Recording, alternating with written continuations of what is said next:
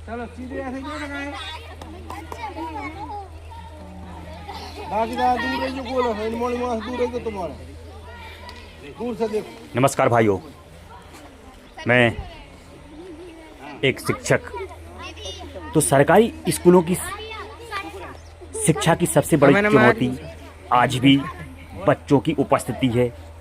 जैसा कि मैंने पिछले वीडियो में भी आपको लाइव दिखाया था, जब बच्चे में नियमित रूप से इस विद्यालय आते हैं तभी भी सच में सीख पाते हैं, लेकिन हमारे ग्रामीण परिवेश में यह आसान नहीं है। और सिर्फ किसी एक पर दोष देना, सिर्फ शिक्षक पर दोष देना, ये न्यायसंगत नहीं है। हमारे अभिभावकों को भी चाहिए कि वो है सिर्फ बच्चों को पैदा करके और स्कूल में नाम लिखाकर अपने कार्य से मुक्त नहीं हो सकते, अपने कर्तव्य से मुक्त नहीं हो सकते। आप उन पर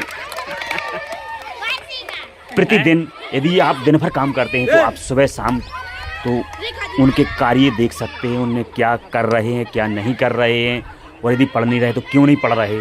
यदि आप इस प्रकार ध्यान देंगे तो निश्चित रूप से आपका बच्चा सीखेगा। लेकिन आप यह परिवेश तो ठीक है कि तभी वे सीख पाते, लेकिन हमारे ग्रामीण परिवेश में आसान नहीं है। कई बार बच्चों को घर के कामों में मदद करनी पड़ती है, छोटे भाई बहनों की देखभाल करनी होती है, तो कभी खेत में, खलिहानों में, मौसमी फसलों के बारे में, कभी बाजार में, कभी मामा के यहाँ, इस प्रकार का बना रहता है। तो और वह विद्यालय से दूर होते हैं, जिसमें शिक्षण कार्य प्रभावित होता है। अब तो हालत और भी गंभीर हो गए हैं। सरकारी फरमानों और आदेश के अनुसार हमें बच्चों को घर से लाना पड़ता है, साथ ही सुबह 10 बजे तक या 10:30, 11 बजे तक उपस्थिति भी दर्ज करनी होती है। और उसके तुरंत बाद मिड डे मील बनवाने की जिम्मेदारी आ जाती है। इन सब के बीच सबसे बड़ा सवाल यही उठता है कि शिक्षण करें तो कब करें। हजारों प्रकार के ऐप्स पर कार्य करना है, ऑनलाइन प्रशिक्षण भी प्राप्त करना है, और कंप्यूटर से यूडाइस है, मैपिंग है, छात्रवृत्ति है, गणवेश है, साइकिल वितरण है, और ना जाने कितने प्रकार के कार्य हैं। इन सब के बीच भी एक शिक्षक के लिए इससे बड़ा दुख क्या होगा कि जिम्मेदारियां बढ़ती जा रही हैं, पर समय शिक्षा देने का घटता जा रहा है। फिर भी हम हर दिन उम्मीद के साथ कक्षा में खड़े होते हैं कि शायद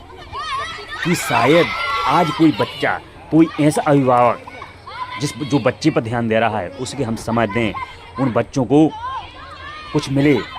फिर भी हम हर दिन उम्मीद के साथ कक्षा में खड़े होते हैं कि शायद आज कोई बच्चा कुछ नया सीखे, कोई मुस्कुराहट शिक्षा का अर्थ समझे। पालक बच्चों का ध्यान रखें और नियमित स्कूल भेजें तो बदलाव होकर रहेगा। और निश्चित रूप से आप आसपास देख लीजिए, जो पालक अपने बच्चों पर ध्यान देते हैं उनमें बदलाव होता है और होकर रहेगा। लेकिन सिर्फ पैदा करना और उन्हें ईश्वर के हवाले कर देना, छोड़ देना, यह एक पूर्ण सत्य नहीं है, एक अपना कर्तव्य नहीं है कि हम सिर्फ दूसरों पर ही आरोप मढ़ दें, एक शिक्षक पर मढ़ दें। क्योंकि शिक्षक तो आप कह देते हैं कि सिर्फ कुर्सी तोड़ रहा है, ये मैं मानता हूँ अपने कर्तव्य से भागना है और कुछ नहीं। आप अपना कर्तव्य नहीं निभा पा रहे, इसलिए उस शिक्षक के ऊपर डाल देते हैं कि बैठा बैठा कुर्सी तोड़ रहा है या अपना काम नहीं करते। आप तो बदलिए, आप तो समर्पित हुई अपने बच्चों के प्रति, नियमित भेजिए। और रही बात शिक्षक की, तो शिक्षक कोई ऐसे ही नहीं बन जाता। आप एक बच्चे को LKG से 3 साल से जब उसे कॉफ़ी, यूनिफॉर्म, ना जाने कितनी उसकी ज़रूरतें पूरी करते हैं, और तब जाकर इसी प्रकार एक दिन का काम नहीं, ऐसा 20 साल करना पड़ता है, तब जाकर कोई परीक्षा में निकल कर कोई शिक्षक बनता है। और आप ऐसे ही कह देते हैं कि कुर्सी तोड़ रहा है। तो ये कोई न्यायसंगत कार्य नहीं है। ये अपना जो कर्तव्य है उसको ना करना और दूसरे पर थोपना, यह इसी प्रकार की मानसिकता को दर्शाता है। सब्सक्राइब मत करना, कमेंट मत करना, नहीं बंदा तो करोड़पति बन जाएगा आपकी एक सब्सक्राइब से, एक लाइक से।